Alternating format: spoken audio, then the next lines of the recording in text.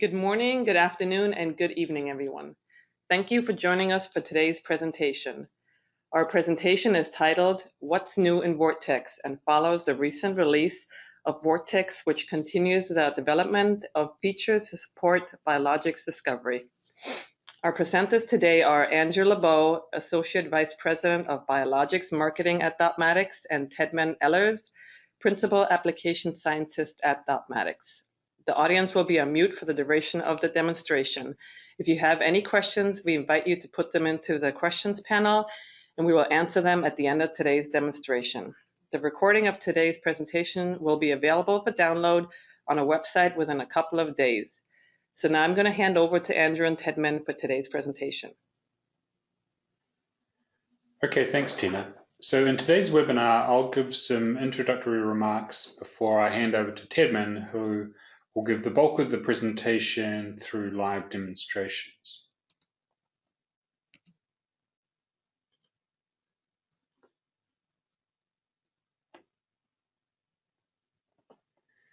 Just before we get into the live demonstrations, just an update on the Vortex roadmap. This is the first What's New webinar we've done since the previous two releases. So very recently we launched the 2019.4 release. Prior to that, in Q3 of last year, we released the 2018.9 release. So today's webinar will cover new capabilities spanning across both of those releases. Just looking ahead, we won't be talking about it today, but we do plan another release of Vortex in the second half of 2019. So the areas of enhancement that we'll be covering in today's webinar are on sequence display. So obviously, if you're working with biological sequences, the ability to see them individually, in aggregate, combined with other information is critical to be able to interpret the data and make conclusions. Being able to edit the data for design, for example, to be able to mutate residues, to be able to copy and paste between sequences, to manipulate them. As I said, part of your design program is important, and so Tedman will be showing you some enhanced sequence editing capabilities in Vortex now. In 2018 and continue into this year, we saw a large increase in interest around oligomer handling, a lot of interest in the use of Helm as a translation language, and also the typical kinds of visualizations you see for Helm type structures. So again, Tedman will cover some of the new oligomer handling and display capabilities within Vortex, combining that Helm-like display with regular sequence displays and full chemistry displays. Being able to understand the nature of your sequences through sequence annotations is critically important as an increasing number of online resources become available to access annotations, bring them back in, and annotate sequences within Vortex is an important part of interpreting and understanding what you have with the sequences. When you are adding lots of annotations, so getting those rich annotations, it's important that they don't collide with one another in the display. You want to be able to see each individual annotations, both in regular linear sequences and also in circular sequences. And so in the latest release of Vortex, work has been done to improve the way the annotations are laid out, particularly when you have multiple of them spanning a particular region of the sequence. And we'll show you some of that. In the last several releases of Vortex, we've been adding advanced analytical capabilities. Many of these are applied from small molecule work, applied to sequence analysis and interpretation, and so we'll be covering some of that. And finally, we recognize that Vortex is a rich application, has a lot of options, the menus are quite deep, and so in order to make it less overwhelming potentially for new or casual users, we've added some usability capabilities to try and simplify their interface, and again, we'll cover some of those. Before we dive into the demos, I just want to point out that all of what you'll see today is running on what we refer to as a standard business laptop. It's about 6 months old. It's a sort of a mid-range Dell. So the performance that you see here isn't due to special hardware or anything. We would expect any of our users to have the same sort of setup as you'll see today. We're not going to be focusing particularly on high performance today, but still, everything you see should be equivalent to what you can, what will perform on your own systems. You may see some small display lag due to the GoToWebinar software. So actually, probably what you observe in your own work will be a little better than what you see today. Again, we're not really focused on performance today. Computational performance should be unaffected by this GoToWebinar software. So again, the idea is that pretty much any action you do should complete essentially instantaneously or with a very short delay, and I think you'll see that in the demonstrations today. So with that, I'll hand over to Tedman to start the demonstrations. So in this example, the situation is I'm a molecular biologist on an antibody discovery project. And what I've done here is I've sent away to the sequencing lab to have some DNA sequence for some of my antibody peptide chains, corresponding peptide chains. And so the data has come back, and Tedman will show you that in Vortex in just a moment. But one of the issues I'm conscious of is that I know that sequencing is not perfect, and sometimes we can get errors, insertions, deletions, mutations, or missing values, missing bases. Particularly at the ends. So this is something where I want to look out for when I do some initial quality control of these data. That's right. So here we've got a FASTA file loaded with DNA sequences. Vortex understands what the nucleic acids are, and we can use that information to perform the DNA to amino acid translation. And how we'll do that is by accessing the sequence display menu and the nucleic acid translation to amino acid translation. So there's a few options here. We can translate starting from the very first nucleic acid or the first AUG, and let's give that one a try. We'll put the result into a new column. So here's our translation. So in this case, we can start to see visually that there are some amino acid sequences here that would correspond to antibodies. And they're in this small data set, we can tell that a couple of these haven't been translated the way we would expect. There are some chain breaks, multiple chain breaks here.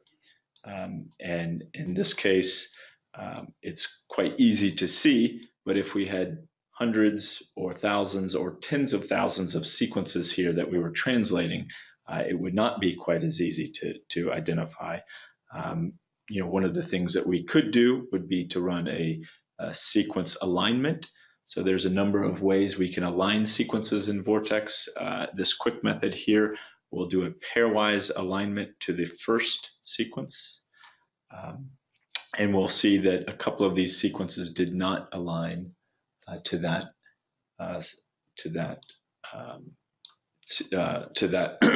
first sequence. So here we have the opportunity we'll delete this column.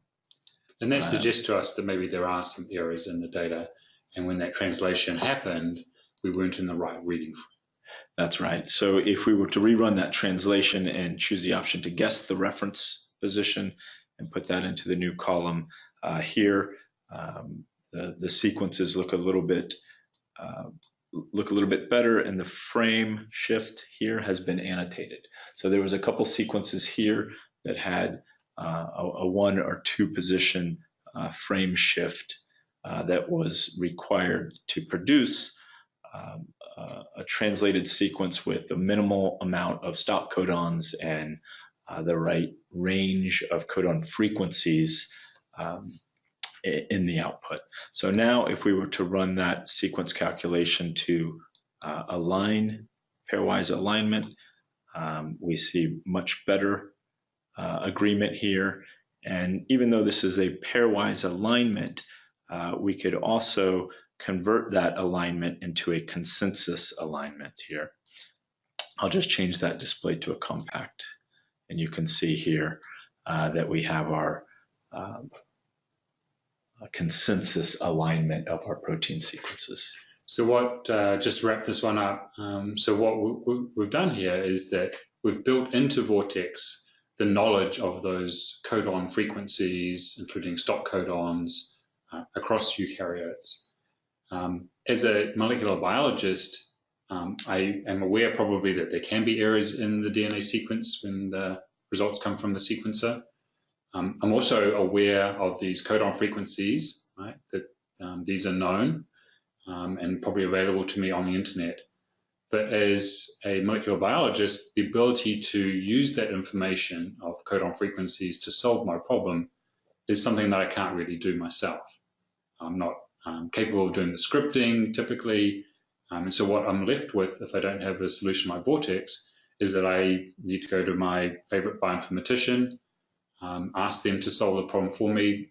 For them, that's probably a relatively simple thing to do, but they're so inundated with similar types of requests that it can be days or weeks before I get my results back. Whereas here, using Vortex, I have the capabilities at my hands to solve the problems for myself in a matter of just a couple of minutes. And so this is a real benefit that Vortex brings to molecular biologists.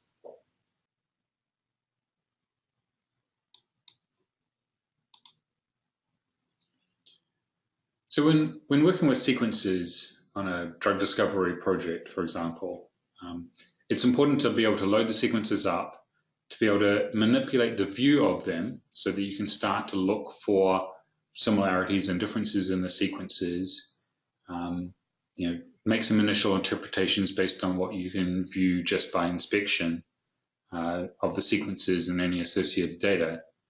But also, there are other analyses that you need to apply in order to pull out some more subtle elements of the relationships amongst the sequences, where certain differences in the sequence relate to other functional properties of the sequences. So here, Tebman is going to go through and show you some of those basic display manipulations and also start to get into some of the more advanced analytics. So here we have a workspace with sequences as well as numeric and other textual data in the system. So we're able to see numeric data alongside sequence data. And in this case, we've got our light chain sequences here. If we'd like to condense the view to see how those look in more of a stacked way, we can show it in a compact view, hiding those numbering rulers. And you'll also notice that I've got the CDRs split out here into their own columns.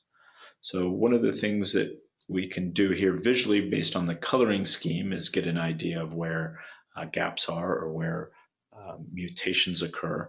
But it's also nice to have a consensus view of this set of data. So under the display, we can add a consensus footer. And then here we've got a number of options. We'll try the first one, showing identities across the whole data set. And if we get that, we can see there's a conserved residue at these positions. And all of the spaces here mean that the residue is not conserved across the entirety of this data set. So this shows us some information, but oftentimes we want to get a better idea of the consensus sequence. So if we were to change this to the most common residue, we would get the full consensus here with no gaps. Right? So this is the most common residue, even if that's less than 50% displayed here. So this would be an example of the full consensus view.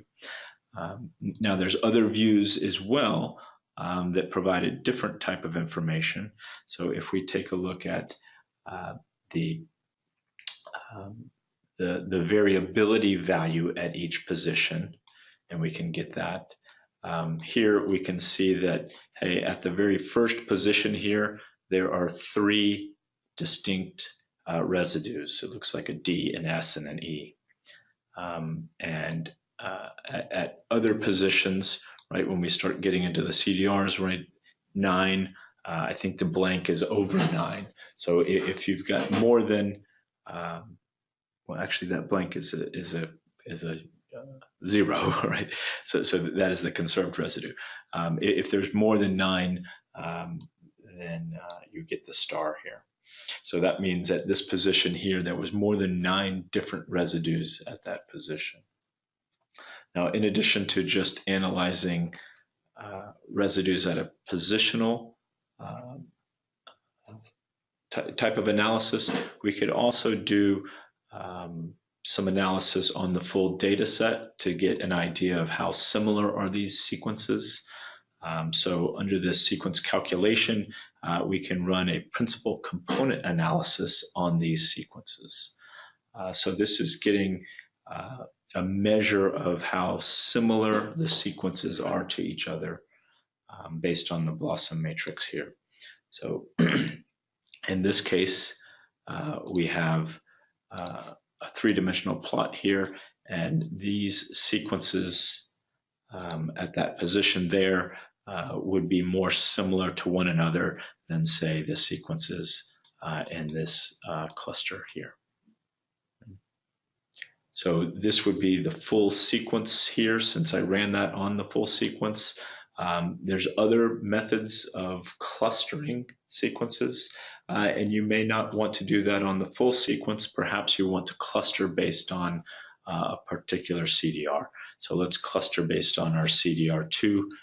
We can run a sequence calculation and then cluster based on that. Now here we've got a number of sequences that have been clustered based on those CDRs only. So what you said here is that you can use both essentially inspection methods, but also advanced analytic methods, and you can do that on the entire data set, the full sequence of the entire data set, or you can do it on subregions. Whatever is the right approach to address the particular question you have in terms of potentially looking for where mutations have affected performance and how you can make maybe further changes to further enhance those sequences. That's right.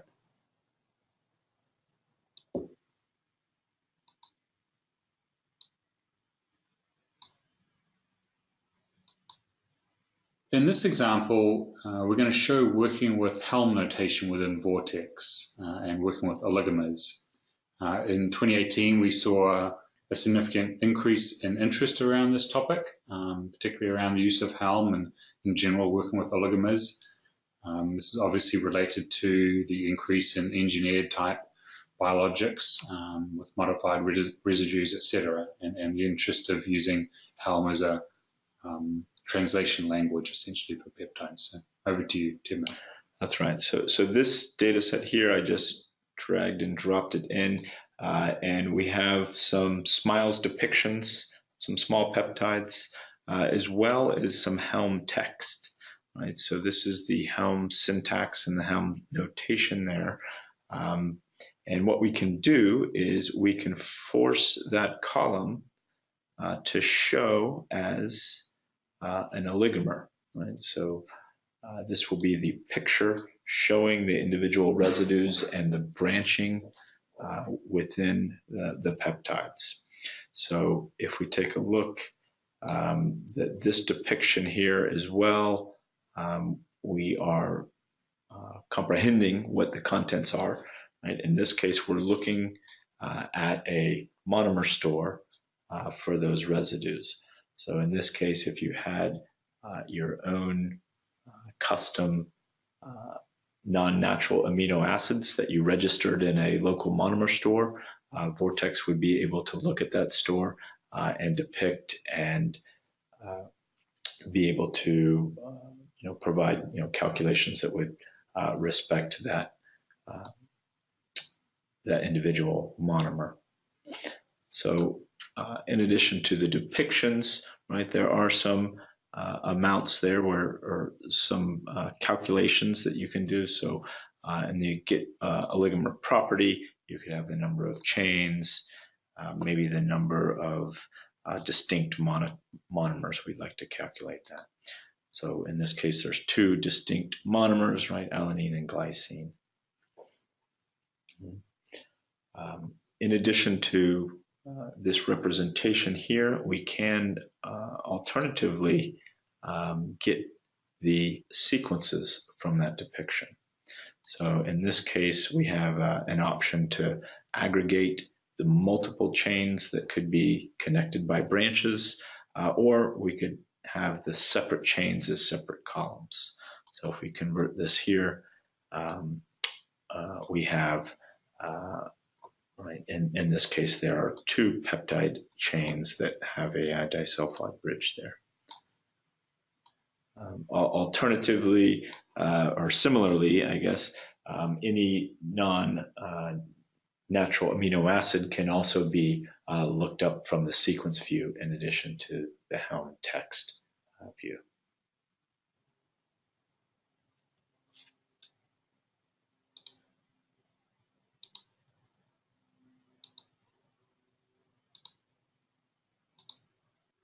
In this example, we're going to examine some of the more advanced analytical techniques that are available within Vortex to work with sequences. So here I'm going to load up a data set of sequences as well as other information here. So these sequences have not only experimental data associated with it, but we've got outcomes here. And in this case, it's a disease association. So we can see here that this table has been filtered in a way that this sequence is going to remain fixed while we scroll through the data. This top row here is the wild type sequence, and you can see that we've got a bunch of mutations here, and the different mutant sequences are below. So what we're going to do here is something that we've had for some time in the chemical space for Vortex, and that's matched molecular pairs that finds similar pairs of entities that are different in only one specific location. So what we have in the sequence space is something called a matched pair analysis for our protein sequences. So if we run this analysis, we can get back a result here that has let me close these. That has now each pair of sequences that has a particular mutation at a particular position. So at position 22, there were two sequences. One had a Q, one had an R there. We actually see the alignment there. And what we can do then is identify whether or not the first sequence or the second sequence has a particular property or a particular change in a property value based presumably on that one sequence mutation. So what I'm going to do here is I'm going to fix some of these columns. So I'm going to push this one to the side because the residue change is important. The residue position, we can fix that one as well. And if I scroll through a lot of this data, I can see some columns called disease association for the first one. So I'm going to do some sorting on my table. It's a very wide table. So for disease, and then now I have my truncated table here that shows my position, my mutation, and then the disease association for either of those two sequences. So in this case, at position 22, if there's a mutation there, it seems to be associated with a potential cataract type of condition.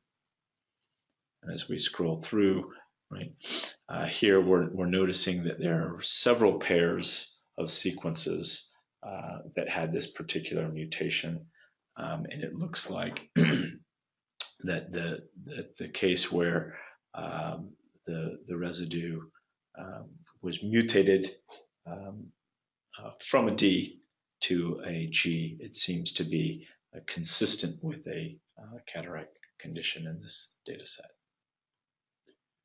So in this situation, this is more of a, in the context of a perhaps target ID or target validation scenario where we're looking for where these point mutations have an perhaps outsized influence on the outcome in this disease, the outcome being a particular disease condition. Of course, you could also use match pair analysis in a lead optimization phase where you are looking at where point mutations or insertions or deletions have a large effect on some sort of experimental outcome that you might be trying to drive towards or drive away from. So that would help you in your design considerations for those candidate compounds to see how you can make particular changes to work towards a better candidate compound.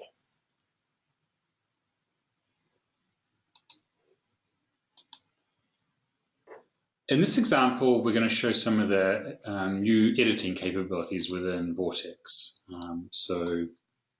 No real backstory in this particular or context in this one. We're just going to show you how we've added the ability to use a lot of keyboard controls to the sequence editing capabilities that were there before.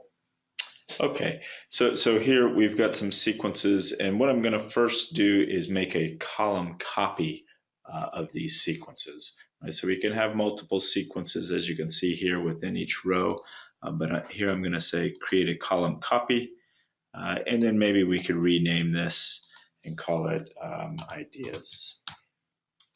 So this is essentially a workspace where you can start to formulate some design concepts that you might want to do to make modifications to, for example, improve a set of candidate compounds in the lead optimization phase. That's right. So here in the ideas, right now this data is read only, but we can transform that into a sequence edit mode, which allows editing.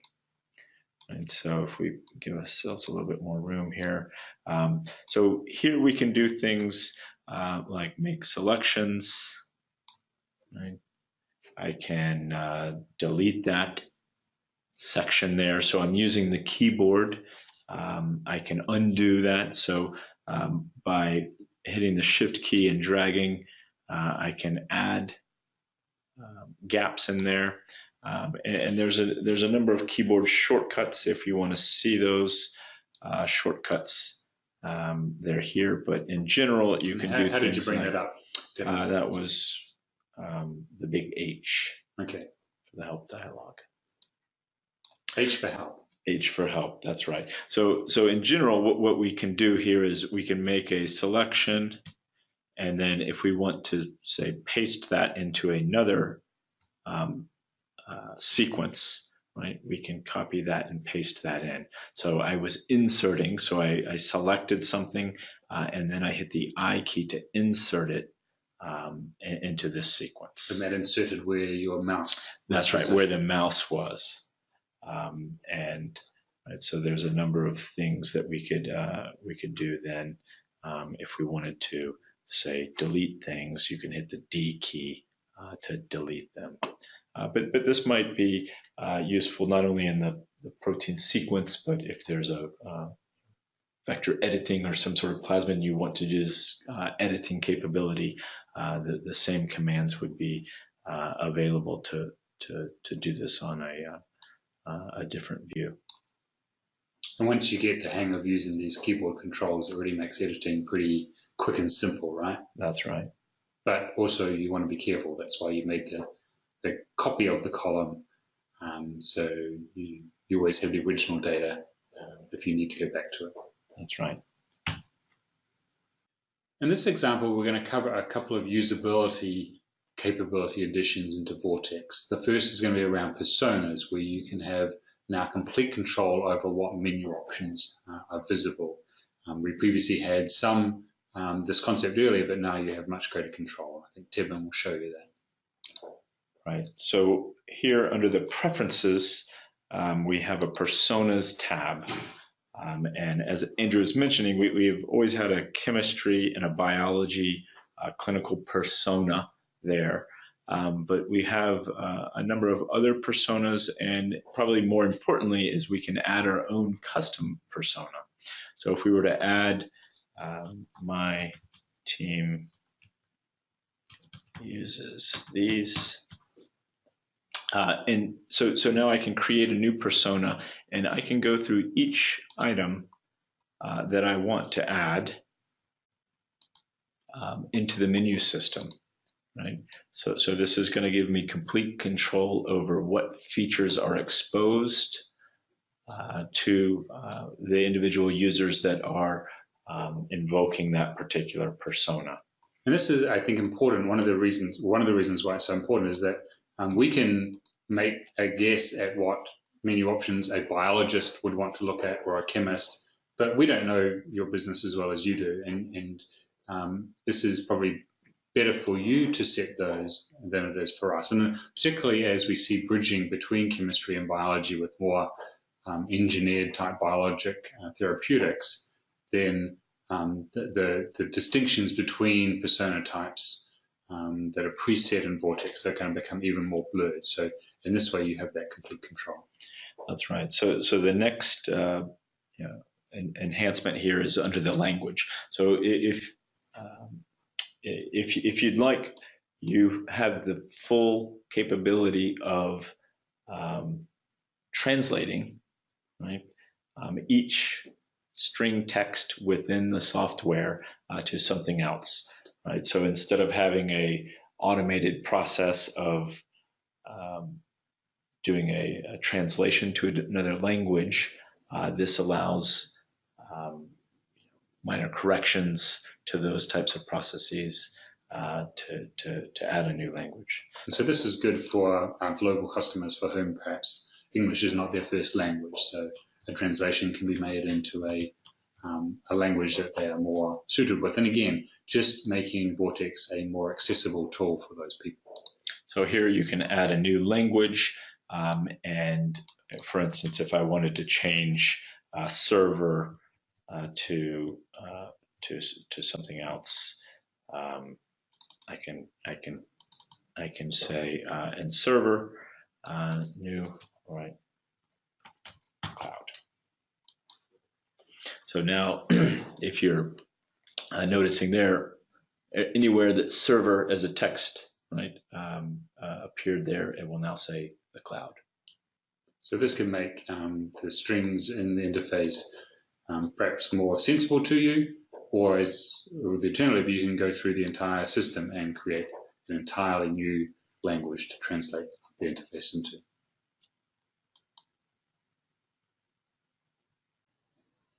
So in summary then, Vortex provides broad analysis and visualization capabilities. Today we've focused on biologic capabilities, but of course Vortex has a long provenance of supporting chemistry analysis and visualization as well. And increasingly we see bridging between the worlds of both biology and chemistry, so the ability to handle both is important for many of our users. We have a big philosophy at Dotmatics that tools should be used by all scientists, so we want to make Vortex a tool that all scientists, that be they primarily focused on lab work through to computational biologists, bioinformaticians, computational chemists, should be able to use the tools. That's why we added some of the usability features to make it a little more accessible for new and casual users. We want scientists to be able to be as self-sufficient as possible in their work and not be distracted having to go to other resources to complete analyses, for example. While we didn't focus a lot on performance today, we know that working with biological data often means large data volumes, both because the compounds themselves are large, and also because there is often a lot of data, a lot of sequences and associated data. And so Vortex has very high performance and allows you to work with these without undue delay and data computations or visualization. And it's important to note that Vortex, while it does work on individual computers, laptops, for example, it is seamlessly integrated with the rest of the web-based Dotmatics suite. So before we get into the Q&A, and please enter any questions you have in the panel on the webinar software. If you'd like to have further contact with either myself or Tedman, you can see our email addresses there. The format here at Dotmatics is pretty simple, just first name, period, last name at dotmatics.com. If you want to learn a little bit more about Dotmatics software on your own, you can go to our website, dotmatics.com. We have a biologics discovery solution there. You can navigate to the solutions section, look at the biologics discovery there, or the other solutions we have. If you want to know more about Vortex specifically, you can go to the products section. We have a page for Vortex for bioinformatics, biology, as well as a more general Vortex page, and of course all the other products from Dotmatics have their own product pages. We already had the US user group meetings and the APAC user group meetings this year, but if you're interested in joining Dotmatics at one of our user events, you can still attend the UK event. It's in Cambridge in October, 9th and 10th. And for this information about that and other Dotmatics events, you can go to the events section of our website again, dotmatics.com. Just to recap, the recording of today's event will be on the Dotmatics website in a couple of days. And if you have any further questions, please feel free to contact Andrew or Tedman directly. Thank you all for attending today's presentation, and that concludes today's event.